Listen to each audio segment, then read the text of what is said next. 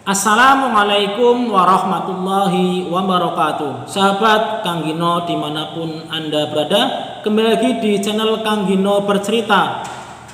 Pada kesempatan kali ini Kang Gino masih akan melanjutkan video yang berkaitan tentang tafsir dan para mufasir.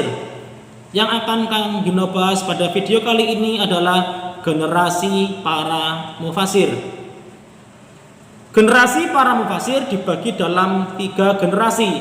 Yang pertama, generasi periode klasik, yang kedua, periode pertengahan, dan yang ketiga, periode kontemporer. Marilah kita ikuti sekilas tentang pengertian dari masing-masing periode generasi mufasir. Yang pertama ialah periode klasik. Periode klasik ini mengacu pada pemetaan Muhammad Al-Zahabi dalam At-Tafsir Al-Mufassirun yang diperkuat dengan Man'a Khalil Al-Qattan dalam Mahabis fi Ulumil Al-Quran. Keduanya membagi periodisasi tafsir Al-Quran menjadi 3 tahap. Yang pertama, tafsir Al-Quran pada masa Nabi Muhammad SAW dan para sahabat.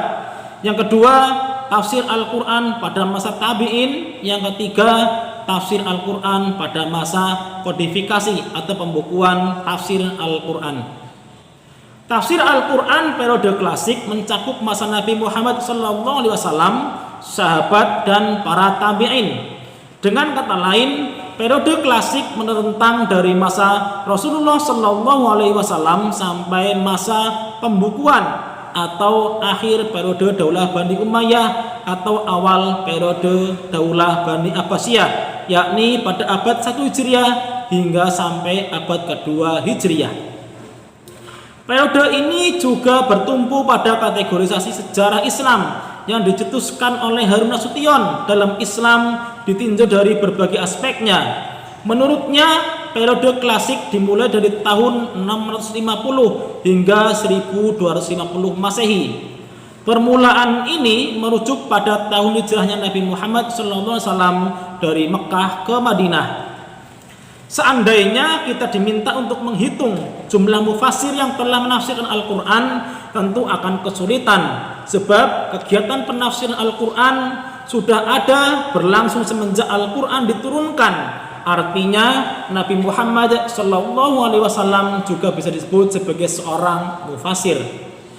Beliau melakukan kegiatan penafsiran dalam pengertian yang sederhana, yakni memahami dan menjelaskannya kepada para sahabat. Beliau adalah orang pertama yang menguraikan Al-Quran dan menjelaskannya kepada para sahabatnya. Lalu bagaimana bentuk penafsiran Nabi terhadap Al-Quran? Ditilik dari sisi bentuk, penafsiran beliau kadang berbentuk sunnah qauliyah, sunnah fi'liyah, dan terkadang berwujud sunnah taqririyah. Pendapat Ibnu Khaldun dalam muqaddimahnya perlu dikutip di sini. Ujarnya, Rasulullah SAW menjelaskan makna Al-Quran secara umum, membedakan ayat-ayat yang nasih dan mansukh, kemudian memberitahukan kepada para sahabat sehingga mereka memahami sebab musabab turunnya ayat dan situasi yang melingkupinya. Penafsiran Nabi ini kemudian disimak dan diwariskan kepada generasi sudahnya melalui periwayatan hadis yang kelak disebut dengan istilah tafsir An-Nabawi. Generasi mufasir pasca Nabi adalah para sahabat. Tokoh-tokoh mufasir di masa sahabat dapat ditinjau dari beberapa segi. Ditinjau dari popularitasnya, mufasir yang termasyhur adalah 10 orang, yaitu Abu Bakar As-Siddiq, Umar bin Khattab, Utsman bin Affan, Ali bin Abi Thalib, Ibnu Mas'ud, Ibnu Abbas, Ubay bin Ka'ab, Zaid bin Thabit, Abu Musa al-Ash'ari, dan Abdullah bin Zubair. Adapun tokoh yang tidak begitu tersohor ada 6 orang, yaitu Anas bin Malik, Abu Hurairah, Abdullah bin Umar, Jabir bin Abdullah, Abdullah bin Amr bin As, dan Aisyah. Ditilik dari segi intensitas dan kuantitas, jajaran sahabat yang paling banyak menafsirkan Al-Quran ada 4, yakni Ali bin Abi Thalib, Abdullah bin Abbas, Abdullah bin Mas'ud, dan Ubay bin Ka'ab. Sementara itu, figur sahabat yang penafsirannya terhadap Al-Quran relatif sedikit ada 12 orang. Mereka adalah Zaid bin Sabit, Abu Musa al-Ash'ari, Abdullah bin Zubair, Abu Bakar, Umar bin Khattab, Utsman bin Affan, Anas bin Malik, Abu Hurairah, Abdullah bin Umar, Jabir bin Abdullah, Abdullah bin Amr bin As, dan Aisyah. Generasi pasca sahabat adalah tabi'in. Pada generasi ini, para mufasir terbagi dalam beberapa aliran seperti aliran Mekah, aliran Madinah, dan aliran Irak. Merebaknya beraneka aliran mufasir ini lebih disebabkan oleh perpencaran para mufasir ke berbagai daerah tersebut seiring dengan perkembangan Islam. Di Mekah terdapat beberapa mufasir, antara lain Mujahid bin Jabir yang wafat tahun 103 Hijriah, Sa'id bin Jubair yang wafat tahun 94 Hijriah, Ikrimah bekas budak Ibnu Abbas yang wafat pada tahun 105 Hijriah, Tawus bin Kisan al-Jamani yang wafat tahun 106 Hijriah, dan Atha bin Rabah al-Makki yang wafat tahun 114 Hijriah. Daftar mufasir yang tergolong aliran Madinah adalah seperti Abdurrahman bin Zaid yang wafat tahun 182 Hijriah, Atha bin Al-bin Muslim Al-Hurani yang wafat tahun 135 Hijriah, Muhammad bin Ka'ab Al-Qirazi, Abu Aliyah Al-Rafi bin Mihram Ar-Rohayi yang wafat tahun 90 Hijriah, Ad-Dahaq bin Muzahim yang wafat tahun 105 Hijriah, Atiyah bin Sa'id Al-Aufi yang wafat tahun 111 Hijriah, Qatadah bin Di'amah As-Sadusi yang wafat tahun 117 Hijriah, Ar-Rabi'i bin Anas yang wafat tahun 139 Hijriah, Ismail bin Abdurrahman As-Suddi yang wafat tahun 127 Hijriah, dan lain sebagainya. Untuk mufasir Irak kita bisa menyebutkan beberapa nama, misalnya Al-Qamah bin Qais yang wafat tahun 102 Hijriah, Al-Aswad bin Yazid yang wafat tahun 75 Hijriah, Ibrahim An-Nakhai yang wafat tahun 95 Hijriah, dan Asy-Sya'bi yang wafat tahun 105 Hijriah. Sesudah tabi'in, tongkat estafet penafsiran Al-Quran dipegang oleh generasi tabi'ut tabi'in. Mereka mengumpulkan semua pendapat dan penafsiran Al-Quran generasi terdahulu, kemudian menuangkannya dalam kitab-kitab tafsir. Gerbong mufasir generasi ini diwakili diantaranya oleh Sufyan bin Uyainah yang wafat tahun 198 Hijriah, Rauh bin Ubadah al-Bisri yang wafat tahun 205 Hijriah, Abdul Razak bin Hammam yang wafat 211 Hijriah, Adam bin Abu Iyas wafat tahun 220 Hijriah, Waqi bin Al-Jarrah wafat tahun 197 Hijriah, Syu'bah bin Al-Hajjaj yang wafat tahun 160 Hijriah, Yazid bin Harun As-Sulami yang wafat tahun 117 Hijriah, Abad bin Hamid yang wafat tahun 249 Hijriah, dan lain-lain sebagainya. Sayang sekali sangat minim khazanah tafsir dari para mufasir tersebut yang sampai ke tangan kita dengan utuh. Kita hanya mengetahui serpihan penafsir mereka melalui nukilan-nukilan yang dinisbahkan kepada mereka sebagaimana yang tercantum dalam kitab-kitab tafsir bil ma'thur. Namun kita patut bersyukur bahwa merekalah pembuka jalan bagi Ibnu Jarir At-Tabari dalam menulis kitab tafsirnya. Sebab At-Tabari banyak mengadopsi metode tafsir mereka. Di kemudian hari metode tafsir tersebut sangat populer dan banyak diikuti oleh para mufasir. Yang kedua, periode pertengahan.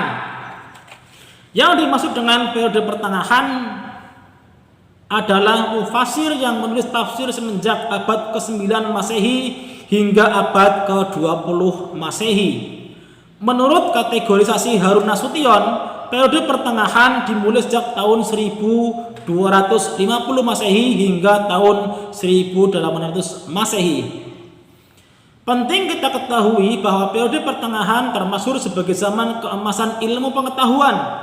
Kendati pun begitu, geliat tafsir pada periode ini bukannya tanpa celah. Di masa ini sering terpercik api kontroversi antar ulama dari berbagai disiplin ilmu.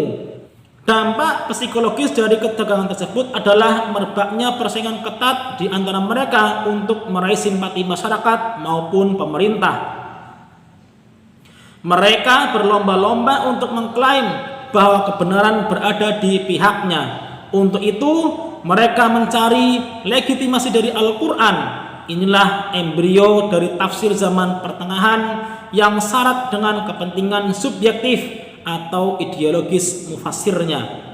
Kita tak akan berpanjang lebar mengenai hal ikhwal ini. Yang jelas, pada periode pertengahan ini telah lahir para mufassir dengan hamparan kitab tafsirnya yang masih bisa kita pelajari hingga saat ini. Nampaknya cukup relevan kalau sekilas kita menyoroti sosok mufassir periode pertengahan, spesifikasi keilmuan dan kecenderungan alirannya.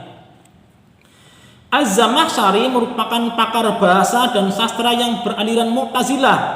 Al-Farra adalah maestro bahasa. Ibnu Jarir At-Tabari sangat mumpuni di bidang hadis dan sejarah. Fakhruddin Ar-Razi dan Al-Baidawi adalah pakar filsafat berhaluan teologi Asy'ariyah. Ilqiyah Al-Harasi adalah ahli fikih dari madhab Syafi'i. Tokoh-tokoh tasawuf praktis dikomandani oleh mufassir besar, yakni Al-Alusi yang mendukung tarekat Naqsyabandiyah. Mula Muhsin Ar-Razi dan Abu Ali At-Tabrasi mewakili Syiah. Imam Asy-Syaukani berasal dari aliran Syiah Zaidiyah. Dari jajaran pakar kisah atau asar ada Ibnu Katsir, Ats-Tsa'labi dan Abdurrahman Ats-Tsa'labi. Dari gerbong ahli sastra muncul nama Abu Hayyan, Jalaluddin Al-Mahalli, An-Naisaburi, Al-Qadhi Abdul Jabbar dan lain-lain. Kecuali itu masih banyak mufassir yang menguasai disiplin ilmu tertentu. Itulah periode pada masa pertengahan ilmu tafsir. Yang ketiga, periode kontemporer. Maksud kontemporer di sini adalah zaman yang sedang berlangsung sekarang. Mengacu pada pemetaan Harun Nasution, periode kontemporer yang disebut juga periode modern berlangsung selepas tahun 1800 Masehi sampai sekarang. Periode ini disebut-sebut sebagai zaman kebangkitan Islam. Generasi mufassir kontemporer beranggapan bahwa kitab-kitab tafsir di masa lampau lebih menyibukkan diri untuk menguliti wilayah kebahasaan. Para mufassir belum maksimal untuk memfungsikan Al-Quran sebagai petunjuk. Karena itu, uraian penafsiran mereka masih sangat dangkal. Bertolak dari keprihatinan tersebut, generasi mufassir kontemporer menciptakan terobosan-terobosan baru dalam menafsirkan Al-Quran. Bagi mereka, Al-Quran bukanlah wahyu yang mati sebagaimana dipahami oleh mufassir sebelumnya, melainkan sesuatu yang hidup dan terus berkomunikasi dengan zaman. Beberapa mufassir yang tergabung dalam generasi mufassir kontemporer misalnya Muhammad Abduh, Rashid Ridha, Mahmud Abbas Al-Aqad, Abu Al-A'la Al-Maududi, Muhammad Abu Zahra, Mahmud Shaltut, Aminah Wadud Muhsin, Rifat Hasan, Azhar Ali Engineer, Hasan Hanafi dan sebagainya. Sebenarnya sosok mufassir tidak hanya monopoli insan-insan dari Timur Tengah. Dari daratan Indonesia pun telah lahir para mufassir handal. Karenanya kita perlu juga menyisir perkembangan tafsir di Indonesia sekaligus mengenal para mufassirnya. Munculnya para mufassir Nusantara ini sebenarnya beriringan dengan masuknya Islam ke Indonesia. Hanya saja mufassir tempo itu belum mendokumentasikan produk penafsirannya dalam bentuk kitab atau buku. Biasanya mufassir juga seorang juru dakwah yang menyebarkan agama Islam. Karena itu hasil penafsiran mereka hanya berkembang secara lisan. Baru pada abad pertengahan ke-17 tampil seorang mufassir yang membuka hasil tafsirnya. Menurut Abu Bakar Aceh dalam sejarah Al-Quran, dia adalah Abdurrahman Singkel yang menyalin tafsir Al-Baidawi dalam bahasa Melayu. Karangan tersebut tenar dengan judul Tarjuman Al-Mustafid. Akan tetapi menurut sebuah penelitian mutakhir ditemukan fakta bahwa kitab Tarjuman Al-Mustafid merupakan salinan dari tafsir Al-Jalalain, bukan tafsir Al-Baidawi. Setelah Abdurrahman Singkel, khazanah tafsir Indonesia mengalami masa surut sampai akhirnya pada abad ke-19 muncul Syekh Nawawi Al-Bantani dengan karyanya Tafsir Maroh Labid. Seabad kemudian, terutama era tahun 1990-an, panggung tafsir Indonesia mulai semarak dengan tampilnya para mufasir. Beberapa di antara mufasir tersebut adalah Munawar Khalil, Abdul Halim Hasan, Zainal Arifin, Abdurrahman Al-Haytami, Muhammad Yunus, Mahmud Azin, Hasbi Asyidiqi, Ahmad Hasan, Zainuddin Hamidi, Fahruddin HS, Bisri Mustafa, Malik Ahmad, Hakim Bakri, Hamka, Muhammad Abnan, Bakri Syahid, Misbah Mustafa, Bakhtiar Surin, Haji Umar Bakri, Harifuddin Cawidu, Muhammad Quraisyihab, Jalaluddin Rahmat, Muhammad Dawam Harjo, Su'bah Asa, Radix Purba, Muhammad Ghalib Mattalo, Nasaruddin Baidan, Zaitun Subban, Didin Hafiduddin, Ahmad Mubarak, Rafi'uddin, Edam Syafi'i, dan lain-lain sebagainya. Itulah periodisasi tafsir Al-Quran yang terbagi dalam 3 periode, yaitu periode klasik, periode pertengahan, dan periode kontemporer. Demikian video kali ini, semoga ada manfaatnya.